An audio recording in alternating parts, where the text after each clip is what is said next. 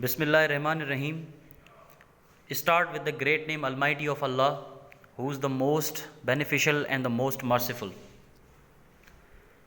Assalamu alaikum, dear students. Let me introduce myself. I am Muhammad Wasim, an English lecturer of class intermediate. Today, I will deliver my lecture from the platform of Army Public School and College, Badin, Kent. So guys, today I will teach you lesson number 2, and the topic of your lesson is Reflections on the Reawakening East, which is written by Bertrand Russell. आज हम lesson number 2 पढ़ेंगे जिसका नाम है Reflections on the Reawakening East, यानी मशरिक की बेदारी पर कुछ ख्यालात. सो आइए हम थोड़ा सा इसका इंट्रोडक्शन पढ़ लेते हैं. So guys, here is a little bit introduction of your lesson. The chapter entitled Reflections on the Reawakening East has been written by Bertrand Russell. ये चैप्टर जिसका नाम Reflections on the Reawakening East है, ये Bertrand Russell ने लिखा है. He is the most outstanding writer and thinker of our time. ये अपने टाइम में एक बेहतरीन किस्म का एक राइटर और मुफक्कर रह चुका है.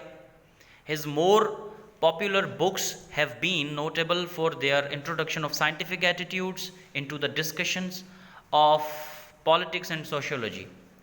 So दोस्तों, बर्ट्रैंड रसल ने कुछ मशहूर किताबें भी लिखी, मुख्तलिफ़ टॉपिक्स पर उन्होंने किताबें लिखी, जिनमें ख़ास जो तवज्जो वाली जो किताबें हैं वो इन्होंने साइंटिफिक एटीट्यूड्स पर किताबें लिखी, यानी साइंसी रवैयों पर इन्होंने काफ़ी सारी बुक्स लिखी. उसके अलावा इन्होंने सियासत पर यानी पॉलिटिक्स पर भी इन्होंने काफ़ी सारी बुक्स लिखी, इन्होंने अपने ख़यालात का इजहार किया. एट द सेम टाइम इन्होंने सोशियोलॉजी यानी समाजियात या इमरानियत जिसे हम कहते हैं उस पर भी इन्होंने काफ़ी सारी बुक्स लिखी. लेकिन इनकी जो ऐसे है जिसका नाम है reflections on the reawakening east, ये इन्होंने ख़ास तौर पर मशरिक़ के ऊपर इन्होंने लिखा है, मशरिक़ की कौम के बारे में लिखा है. असल में ये जो कहानी है ये रोमन एम्पायर की कहानी है. रोमन एम्पायर एक बहुत बड़ी एक सल्तनत हुआ करती थी जिसके ऊपर डायोक्लेशियस एक बहुत बड़ा बादशाह था जिसकी हुकूमत हुआ करती थी. उसने रोम को 2 हिस्सों में तकसीम किया था. He has divided Rome into 2 parts, और उन दोनों पार्ट्स के जो नाम थे वो एक का नाम ईस्टर्न पार्ट रखा और दूसरा जो पार्ट था उसका नाम था वेस्टर्न पार्ट. तो जो ईस्टर्न पार्ट जो था जिसे हम जो मशरिकी जो हिस्सा हम कहते हैं, वो जो कौमें थीं वो बड़ी ही कमज़ोर किस्म की कौमें थीं, उनके ऊपर हमेशा जुल्म होता था. और मगरिबी जो कौमें हुआ करती थी वो हमेशा उनके ऊपर डोमिनेंट रहती थी, मुसल्लत हुआ करती थी. तो इसीलिए यहाँ पर बर्ट्रैंड रसल ने मशरिकी कौम को बेदार करने के लिए काफ़ी सारी एडवाइसेस की हैं. उनके लिए एक बहुत बड़ा ऐसे लिखा है उनको ये बताने के लिए कि उन्हें क्या करना चाहिए. Come to the next point. So guys, here is a summary that I will share with you, and you have to understand each and every word which is spoken by me. Okay. So according to the Russell, power has never stayed permanently in the world. Russell के मुताबिक जो इक़्तिदार होता है, mister Bertrand Russell कहते हैं कि जो इक़्तिदार होता है वो परमानेंटली दुनिया में नहीं रहता, कभी भी मुस्तकिल तौर पर नहीं रहता. Initially at the beginning the east and the eastern Nations had more power than the west, but gradually the power slipped out of the hand of the eastern nation and went into the hands of the western countries. तो यहाँ पर Bertrand Russell कहते हैं कि जो power होता है वो कभी भी एक जगह पर नहीं ठहरता, जबकि पहले जो पावर होता था वो ईस्टर्न नेशन के पास वो मौजूद था, लेकिन जब उनसे स्लिप्ड आउट हुआ, वो पावर उनसे चला गया, तो फिर वो वेस्टर्न कंट्रीज़ के पास चला गया. ठीक है. The waste became all powerful. उसके बाद जो वेस्ट जो था, जो मगरिब था, और ज़्यादा ताकतवर बन गया. And east lost its power. और जो मशरिक था उसने अपना जो इक़्तिदार था वो खो दिया, अपनी जो ताकत थी वो उन्होंने खो दी हमेशा के लिए. ठीक है. Come to the next point. So this chapter has been written in the year 1954. जैसे कि ये जो चैप्टर, ये पूरा जो सबक है ये 1954 के अंदर बर्ट्रैंड रसल ने लिखा था. So Russell is talking about the conditions of the year 1954. اسی لیے رسل یہاں پر جن حالات کے بارے میں بات کر رہا ہے، جن کنڈیشنز کے بارے میں بات کر رہے ہیں، وہ 1954 کی حالتیں ہیں. When Russell wrote this essay in 1954, جب رسل نے 1954 کے اندر اس مضمون کو، اس ایسے کو لکھا، he thought that the power was once again passing out from the hands of the West, and East was beginning to reawaken and to gain power. تو جب 1954 کے اندر برٹرنڈ رسل نے اس ایسے کو لکھا تو انہوں نے اس میں یہ لکھا کہ دوبارہ پھر جو ایسٹ ہے اس نے اپنے آپ کو ری اویکن کرنا شروع کیا، اس نے پھر سے جو ہے اس پاور کو حاصل کرنے کی، گین کرنے کی کوشش کی. Therefore that we have learned so far is that power changes from hand to hand.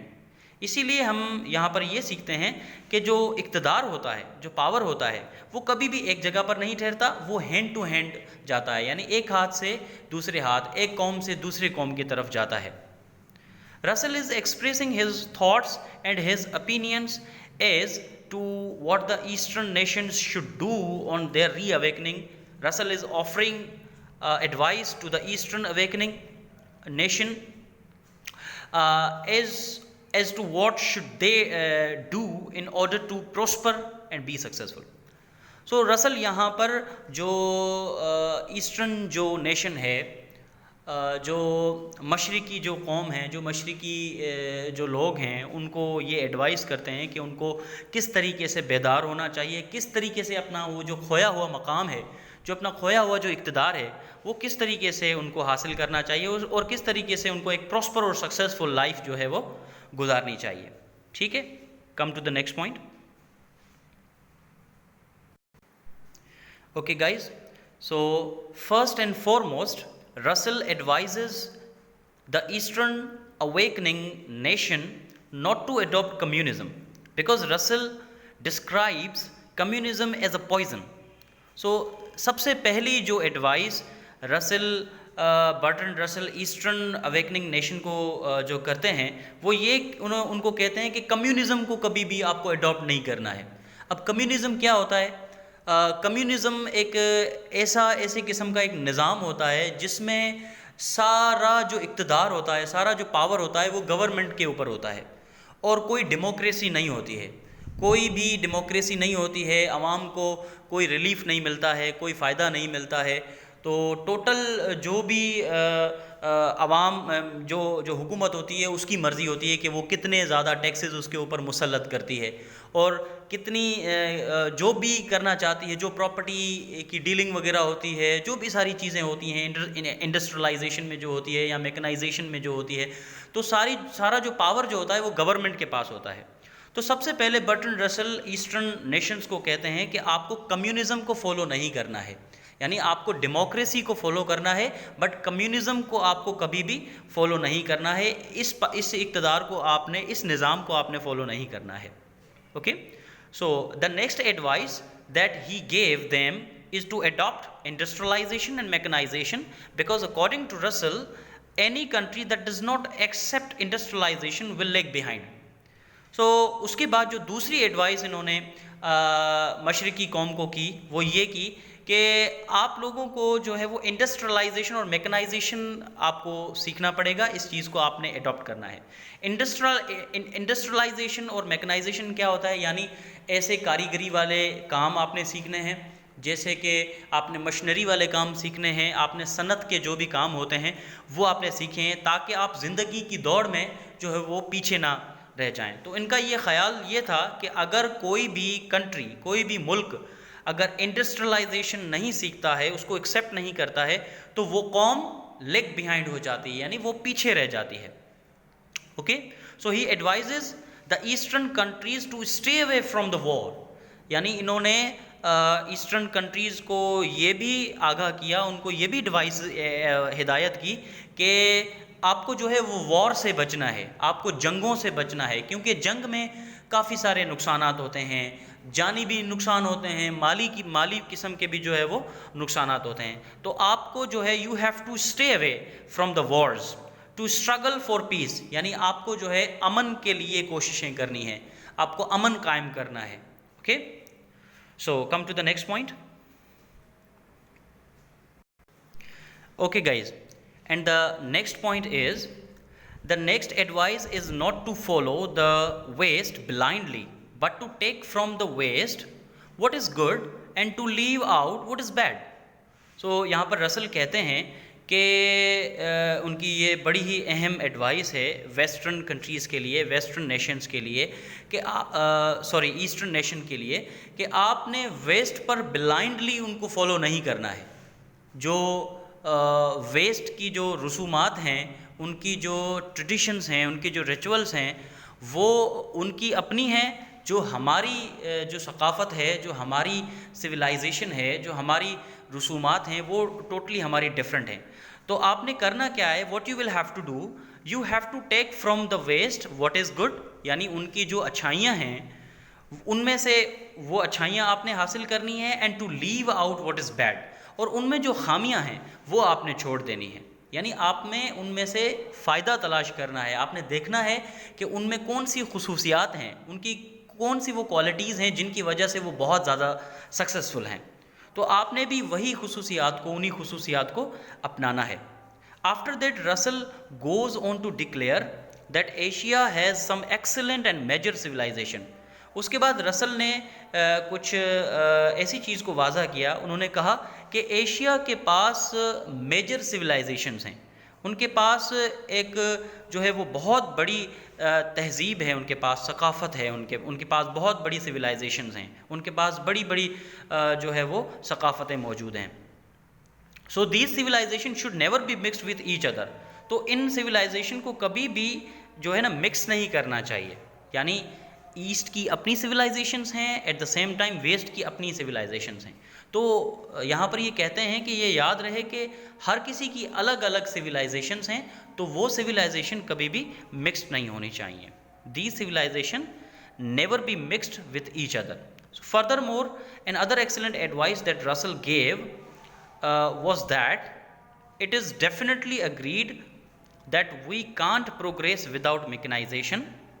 تو یہاں پر دوسری ہدایت یہ کرتے ہیں کہ ان کو یہ کہتے ہیں کہ ہمیں پکا یقین ہے، it is definitely agreed that we can't progress، ہم کبھی بھی ترقی حاصل نہیں کر سکتے without mechanization، یعنی بغیر کسی ہنر والے کام کے، بغیر کسی محنت کے ہم کبھی جو ہے وہ پروگریس حاصل نہیں کر سکتے. Yet the fact remains that side by side with mechanization we should not forget poetry, arts, friendship, character building. All these come side by side. یعنی میکنائزیشن کے علاوہ ہمیں جو ہے ان چیزوں کا بھی بڑا خیال رکھنا چاہیے. ہمیں کبھی پوئٹری کو بھولنا نہیں چاہیے. ہماری جو پوئٹری ہے، ہماری جو شاعری ہے، بڑے بڑے مفکر اور شاعر ہماری تہذیب کے اندر، ہماری ثقافت کے اندر جو ہے وہ آج بھی ہم ان کی شاعری کو پڑھتے ہیں، تو ان کی شاعری کو کبھی ہمیں نظر انداز نہیں کرنا چاہیے. ہمیں آرٹس کو کبھی نظر انداز نہیں کرنا چاہیے.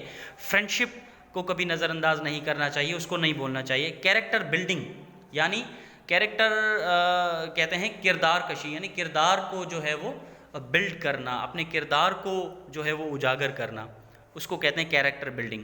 تو اس کو ہمیں نہیں بولنا چاہیے. So all these come side by side. So یہ ساری جو بھی خصوصیات ہیں یہ سائڈ بائی سائڈ آتی ہیں. So we must see it to that on one hand we progress in science and in other hand we build our moral values. So ہمیں یہ دیکھنا چاہیے کہ ایک طرف جو ہے ہمیں سائنس کے اندر جو ہے وہ پروگریس کرنی چاہیے، سائنس کے اندر ترقی کرنی چاہیے، اور دوسری جگہ پر ہمیں جو مورل ویلیوز ہیں ان کو بھی جو ہے وہ بلڈ کرنا چاہیے. Okay, come to the next point. Okay guys, so this is the last page that you have to understand guys. یہاں پر برٹرنڈ رسل کہتے ہیں last but not the least. Russell concludes with the optimistic thought that Eastern and Asian nations shall contribute to the betterment and the progress of the world and will not imitate the mistakes of the West. So guys, یہاں پر Bertrand Russell کہتے ہیں کہ یہ آخری جو ہے وہ ایڈوائس ایشین یا ایسٹرن نیشنز کو وہ کرنا چاہتے ہیں. وہ یہ کہتے ہیں کہ ایسٹرن اور ایشین جو نیشنز ہیں ان کو دنیا کی بھلائی کے لیے، ان کو دنیا کے اصلاح کے لیے کام کرنا چاہیے، ان کو کنٹریبیوٹ کرنا چاہیے، اپنا حصہ ڈالنا چاہیے جتنا ہو سکے. پھر وہ سائنسی طور پر ہو، سماجی طور پر ہو، یا کسی بھی طرح سے جو ہے وہ انہیں دنیا کے اندر ایک بیٹرمنٹ کو جو ہے وہ انہیں اس بیٹرمنٹ کے اندر جو ہے انہیں کنٹریبیوٹ کرنا چاہیے. ٹھیک ہے. And will not imitate the mistakes of the waste.